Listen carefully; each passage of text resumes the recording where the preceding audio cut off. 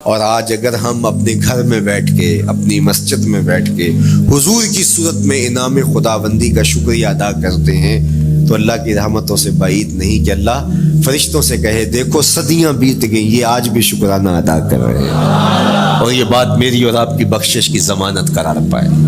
تو حضور کی صورت میں جو انعام ہوا، حضرت حسان بن ثابت اکثر کہا کرتے تھے منا علینا ربنا ام بعث فینا محمدا، ہمارے رب نے ہمارے اوپر احسان کر دیا ہے کہ محمد عربی عطا کر دی ہے۔ ساری زندگی سجدے میں سر رکھ کے شکر ادا کرتے رہیں، حق شکر پھر بھی ادا نہ ہو۔ میں تو کہا کرتا ہوں ہمارے بدن پہ اتنے بال نہیں ہیں جتنے رسول اللہ کے احسانات ہیں۔ ہمارا بال بال قرض رسالت میں چکڑا ہوا ہے، ساری زندگی ان کے گیت گائیں۔ میں ایک رات کے میلاد کا صرف قائل نہیں ہوں کہ ایک رات میلاد کر لو اور پورا سال چھٹی، ساری زندگی حضور کا نام جپو، ساری زندگی حضور پہ درود پڑھو، لمحہ لمحہ حضور کے ذکر کا چرانہ کرو۔ صرف اپنے گھروں میں، اپنی چہار دیواریوں میں اور اپنے بازاروں میں جھنڈیاں ہی نہ لگاؤ بلکہ دل کے ایک ایک فرد پہ نام محمد کی جھنڈی لگاؤ۔ صرف منڈیروں پہ چراغاں ہی نہ کرو بلکہ دل کی اندھیر گلیوں میں بھی حضور کے نام کا چراغاں کرو، اندر بھی روشنی ہو باہر بھی روشنی ہو۔ حضور پہ درود پڑھو، حضور کا ذکر کرو، اپنے بچوں کو بٹھا کر کے حضور کے قصیدے سناؤ، حضور کی شانیں سناؤ، حضور کی سیرت بتاؤ انہیں۔ اپنے گھر کے ماحول کے اندر، اپنی مسجد میں، اپنی گلی میں، اپنے دوستوں میں حضور کا ذکر کرو۔ دوستوں آپس میں بیٹھو تو کہو یار اللہ کا کتنا کرم ہو گیا کہ اللہ نے ہمیں حضور عطا کر دیا۔ دوستوں میں بیٹھے جب یوں بات کرو گے تو اللہ کی رحمتیں کس قدر تمہارے اوپر برسے گی۔ اپنی عقیدتوں کا اظہار کرو، وہاں کمیت نہیں دیکھی جاتی، وہاں کیفیت دیکھی جاتی ہے، وہاں مقدار نہیں دیکھی جاتی، وہاں معیار دیکھا جاتا ہے۔ وہ چہرہ اور چہرے کا دل نہیں دیکھتے، وہ بندے کا دل دیکھتے ہیں۔ وہ دیکھتے ہیں کون کس خلوص کے ساتھ محبت لے کر کے آیا ہے، اور جس کی آنکھوں نے جمال محمد عربی دیکھا ہے وہ اپنے مقدر پہ ناز کیوں نہ کرے۔ تو کہا لوگوں آؤ اس وقت روئے زمین پہ میرے علاوہ کوئی نہیں جس نے حضور کو دیکھا ہو، آؤ مجھ سے حضور کی باتیں سنو۔ لوگ جمع ہو گئے اور کہا صف لنا رسول اللہ، تم نے حضور کو دیکھا ہے تو بتاؤ حضور کیسے تھے۔ تو حضرت ابو طفیل نے 3 لفظوں میں میرے حضور کا حلیہ بیان کیا، یاد کر لو۔ حضرت ابو طفیل نے کہا کان رسول اللہ صلی اللہ علیہ وسلم ابیض ملیحا مقصدا، ایک تو چٹے رنگ کے تھے، ایک تو حضور کا رنگ گورا تھا، دوسری بات ملیحن حضور کا حسن نمکین تھا، اور تیسرا مقصدا حضور متوازن تھے، نہ قد لمبا نہ قد پست، سوا صدر والبطن، سینہ اور پیٹ برابر، لیسا بالطویل الممغط ولا بالکثیر المتردد، نہ پست کے عجیب دکھائی دے نہ اتنے لمبے کے عجیب لگے بلکہ درمیانہ قد۔ لیکن اذا جامع القوم غامرہم، سن لو حضور کا قد تو درمیانہ تھا لیکن جب لوگوں کے درمیان چلتے حضور کے کندھے لوگوں کے سروں سے اونچے دکھائی دیتے۔ یہ اللہ نے شان دی اپنے محبوب۔ مکھ چند بدر شاہ شانی، متھے چمک دی لاٹ، کالی زلف تے اکھ مستانی،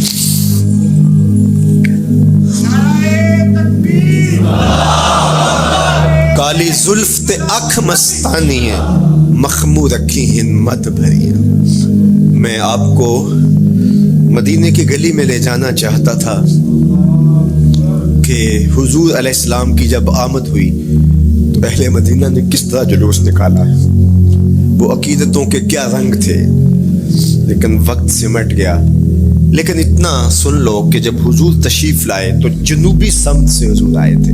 جب انہوں نے دیکھا نا تو اچانک ودا کے پہاڑوں کی اوٹ سے حضور دکھائی دیے، تو سیاہ پہاڑ ہیں تو ان سے جب حضور کا چمکتا ہوا چہرہ دکھا نا تو بے ساختہ انہوں نے کہا طلع البدر علینا، وہ دیکھو چاند چڑھ گیا ہے، طلع البدر علینا، وہ دیکھو چاند چڑھ گیا۔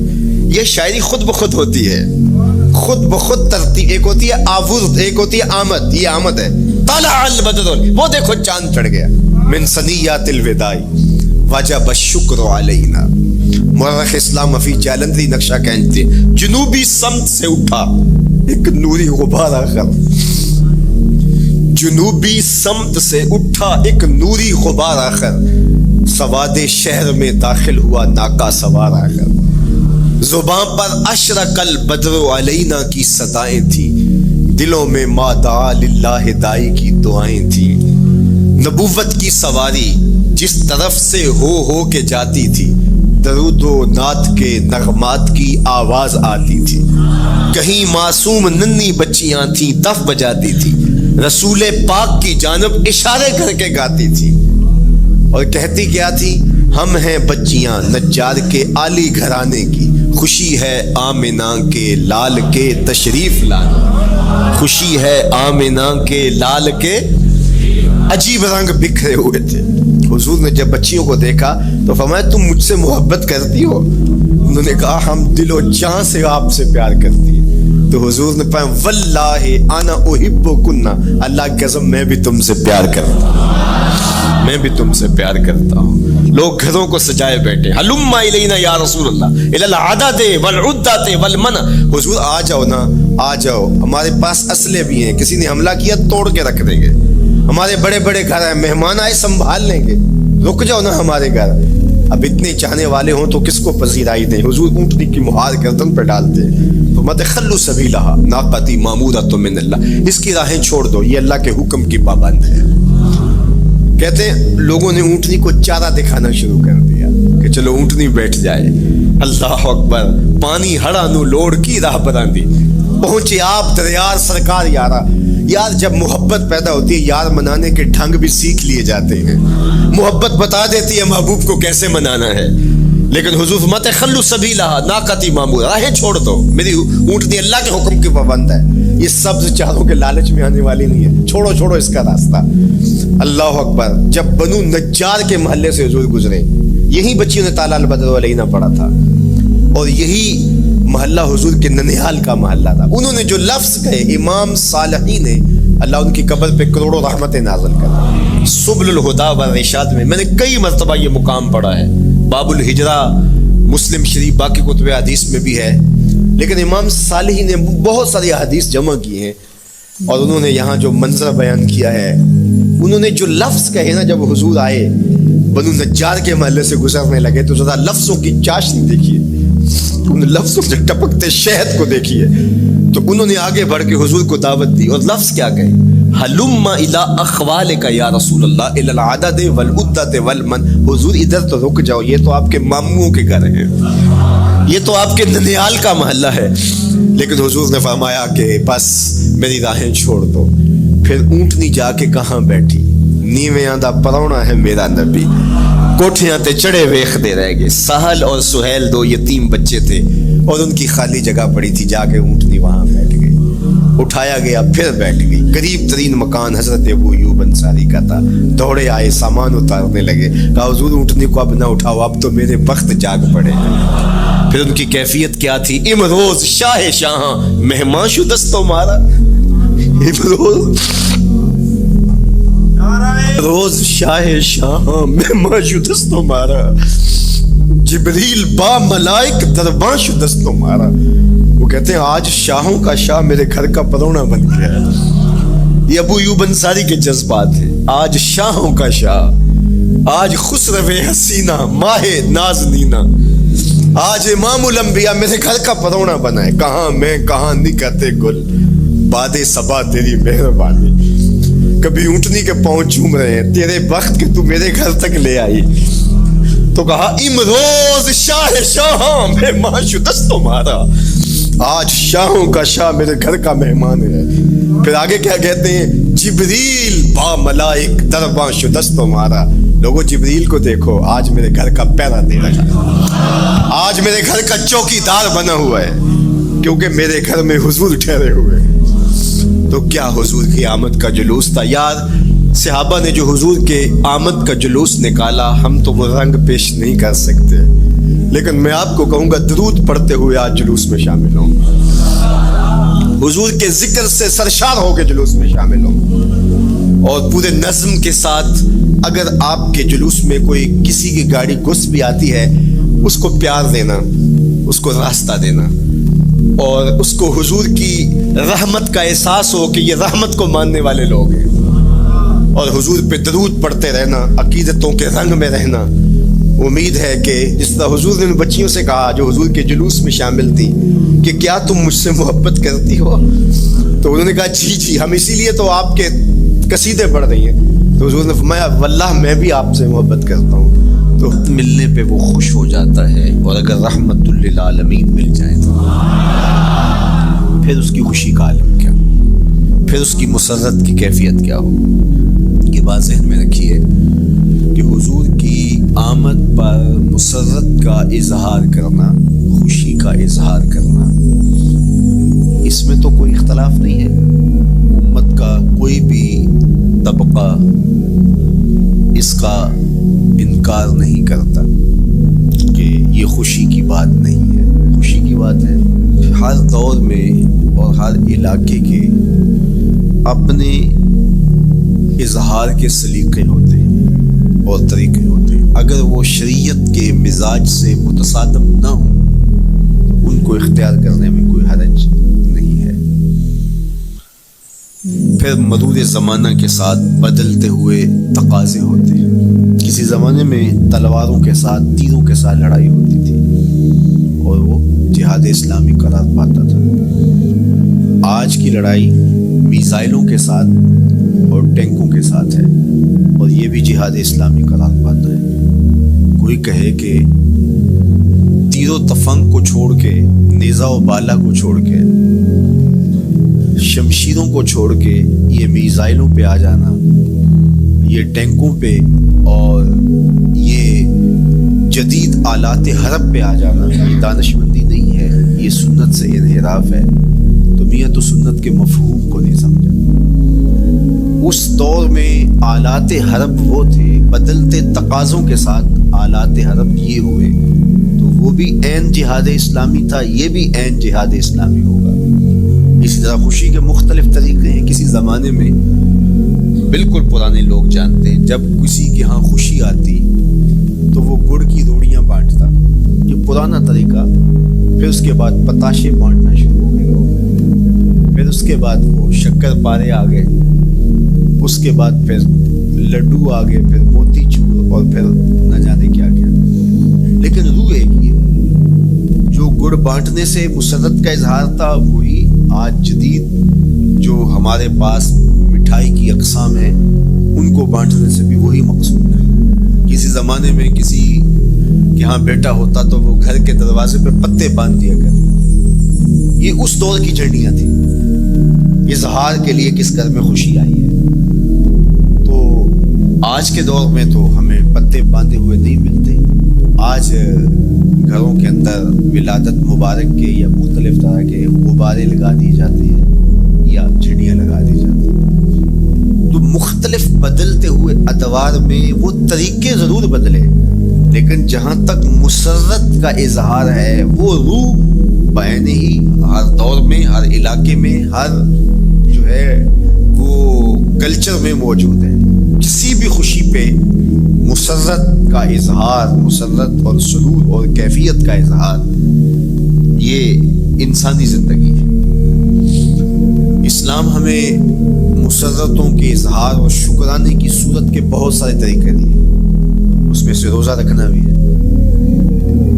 ان طریقوں میں سے ایک طریقہ نوافل ادا کر کے شکر کا اظہار کرنا بھی ہے۔ خیرات بانٹ کے، لوگوں کو کھانا کھلا کے مسرت کا اظہار کرنا ہے، لوگوں کو لباس پہنا کے مسرت کا اظہار کرنا ہے۔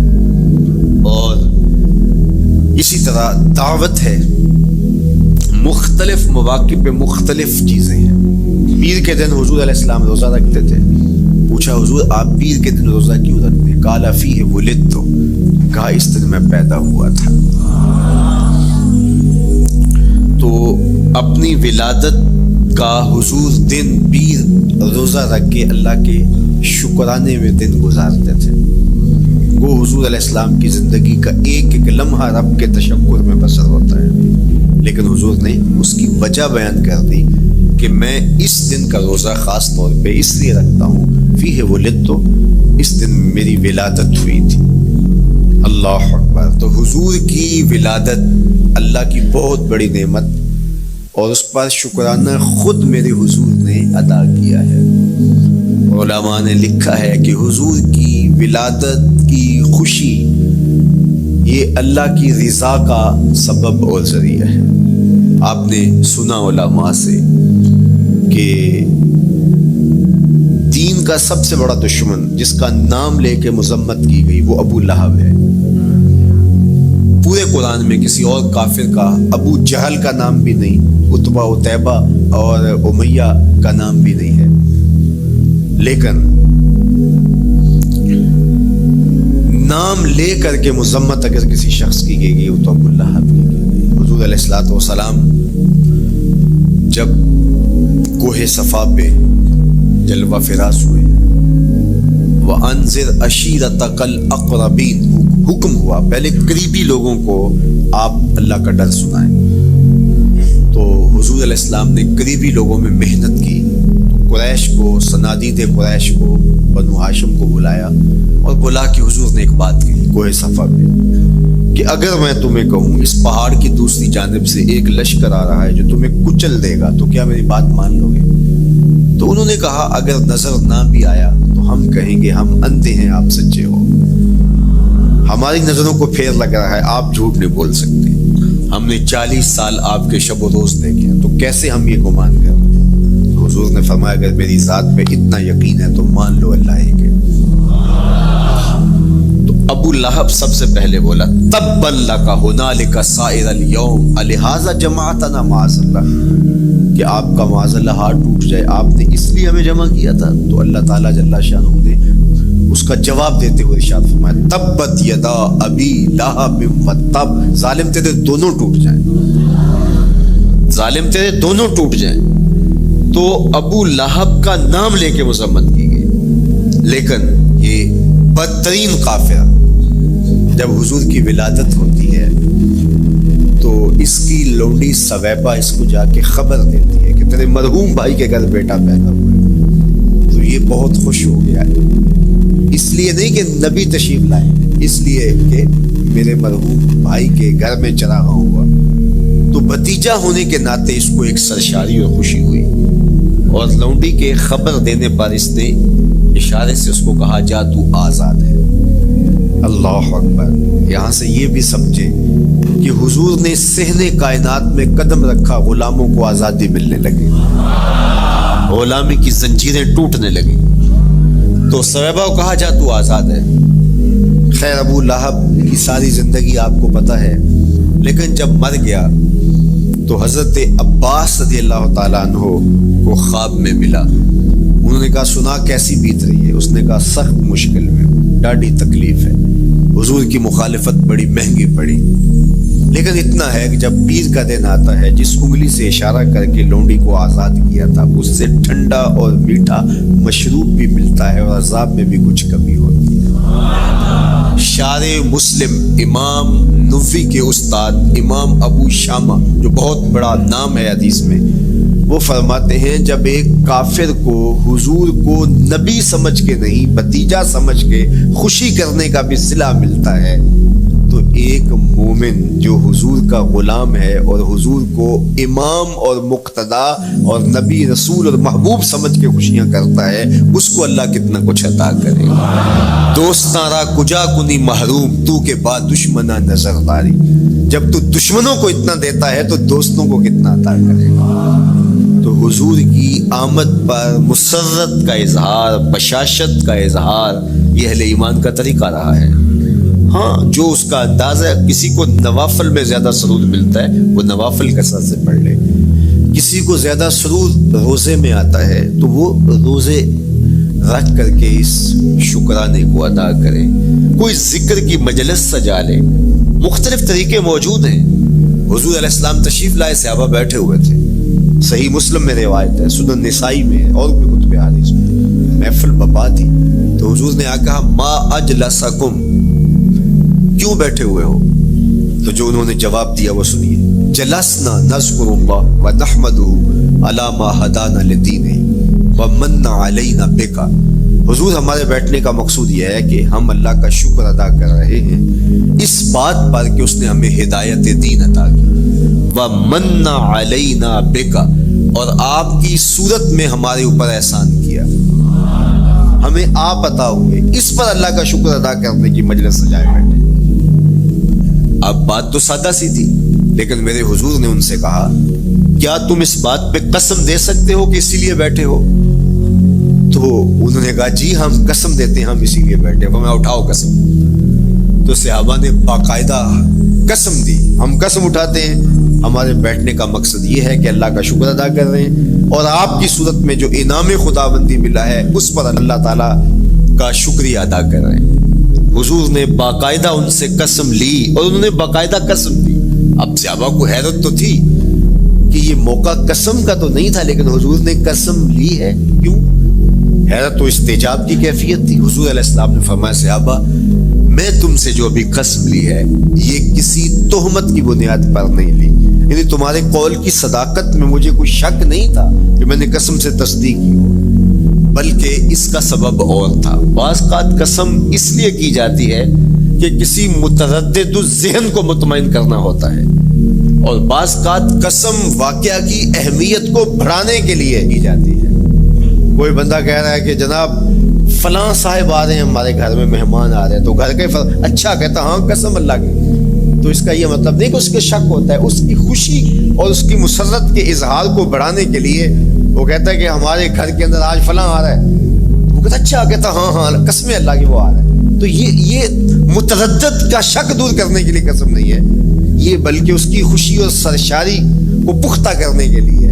تو عربوں میں قسم مختلف وجہ سے کی جاتی تھی، تو حضور نے فرمایا یہ جو میں نے تم سے قسم لی ہے یہ کسی تہمت کی بنیاد پہ نہیں لی، بلکہ اس قسم کا سبب کیا ہے سنو۔ پھر حضور نے خود بتایا، فرمایا تم یہاں بیٹھے تھے، میں حجرے میں بیٹھا تھا، اتانی جبریل علیہ السلام، میرے پاس جبریل امین حاضر خدمت ہوئے، فاخبرنی ان اللہ یباہی بکم الملائکہ، تو مجھے انہوں نے خبر دی ہے، محبوب ذرا باہر تو نکل کے دیکھو، صحابہ تمہارے اس عمل پر اللہ فرشتوں میں ناز کر رہا ہے، اللہ فرشتوں میں فخر کر رہا ہے کہ دیکھو میں نے ان کو نعمت دی، کتنے قدردان نکلے، اس نعمت کا شکرانہ ادا کر رہے ہیں۔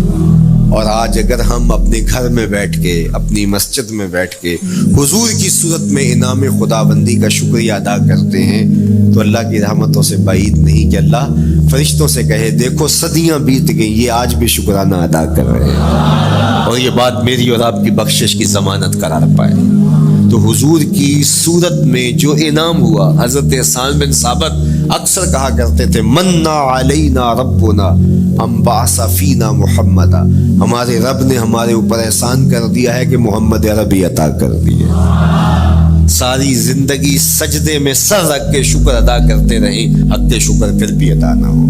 میں تو کہا کرتا ہوں ہمارے بدن پہ اتنے بال نہیں ہیں جتنے رسول اللہ کے احسانات ہیں، ہمارا بال بال قرض رسالت میں جکڑا ہوا ہے، ساری زندگی ان کے گیت گائیں۔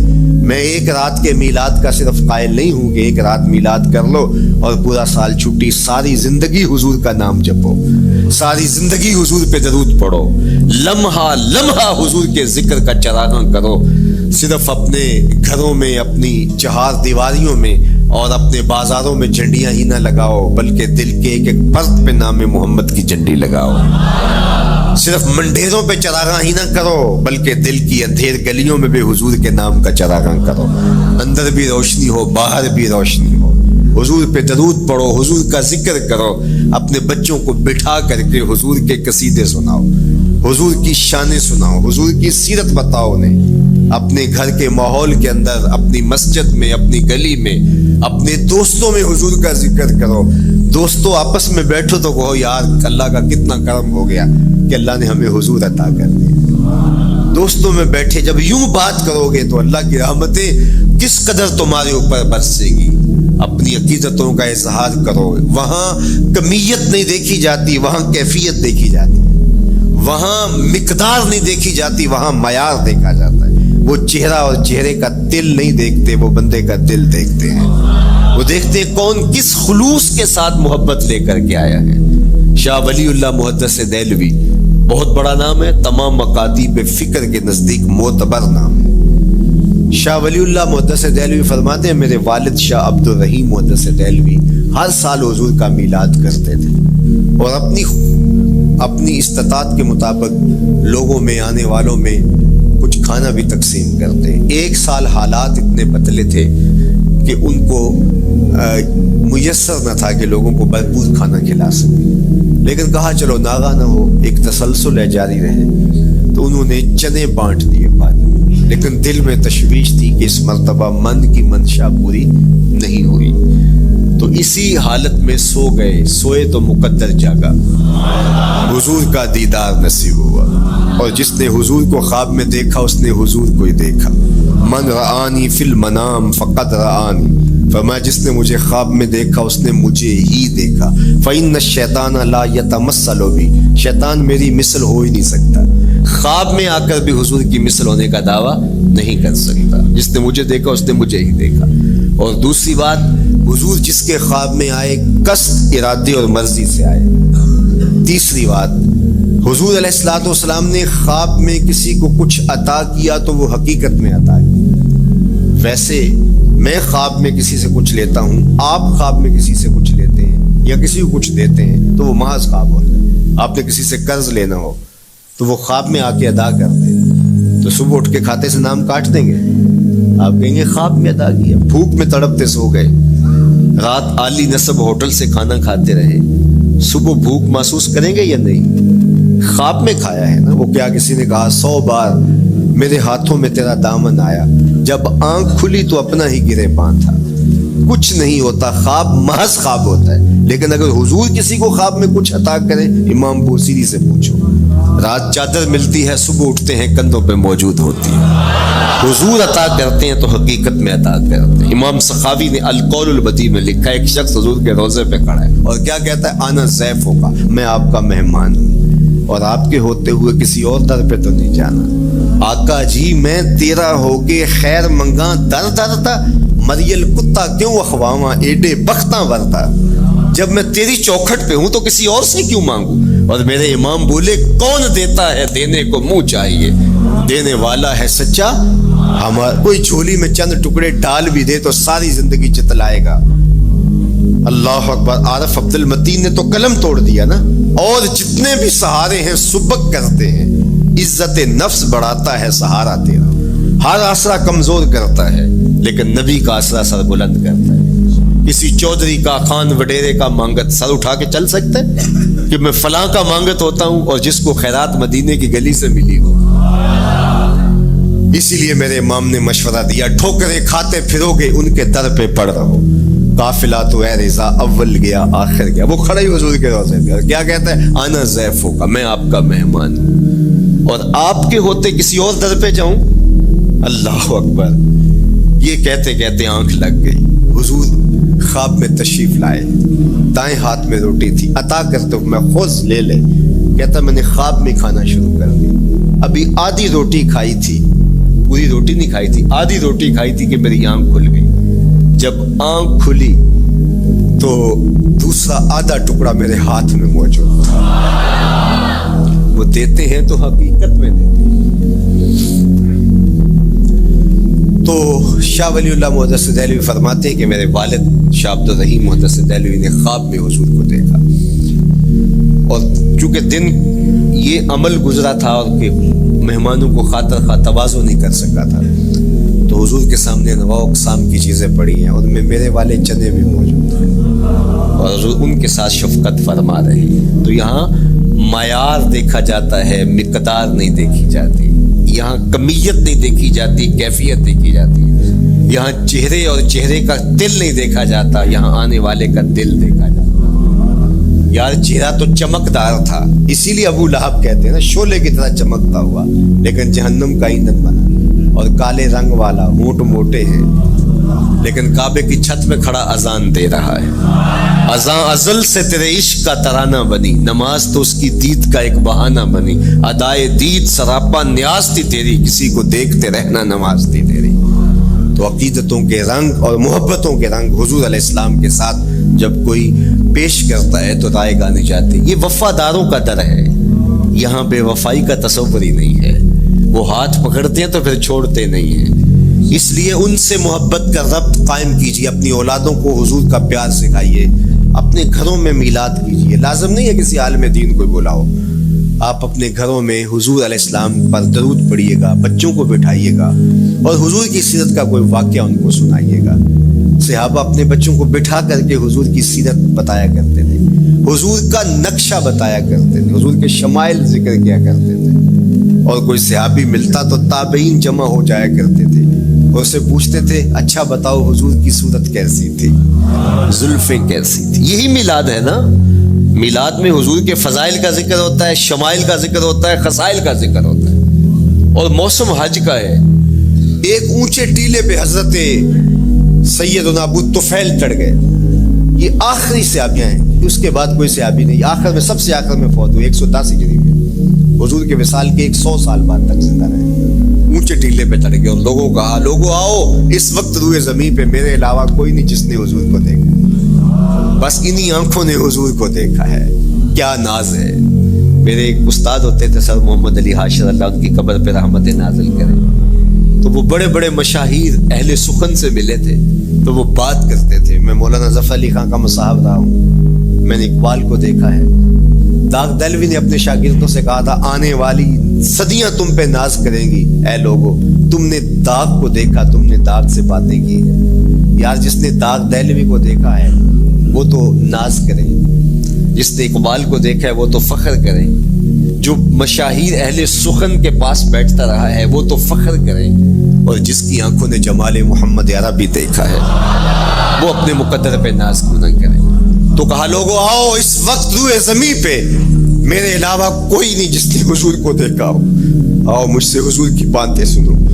لوگ جمع ہو گئے اور کہا صف لنا رسول اللہ، تم نے حضور کو دیکھا ہے تو بتاؤ حضور کیسے تھے۔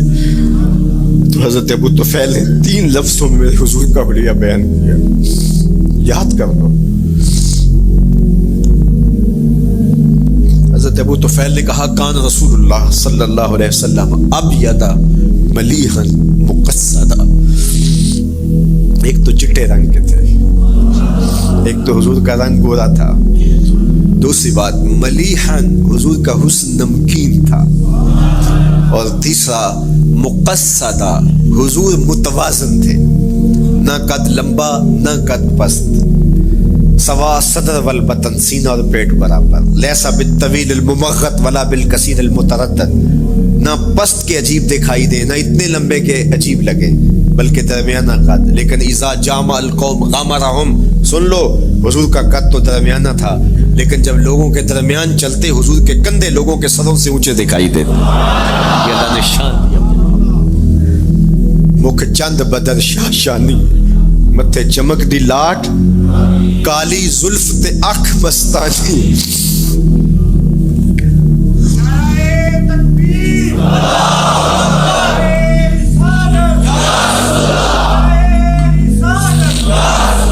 کالی زلف تے اکھ مستانی ہے، مخمور رکھی ہن مد بھریاں۔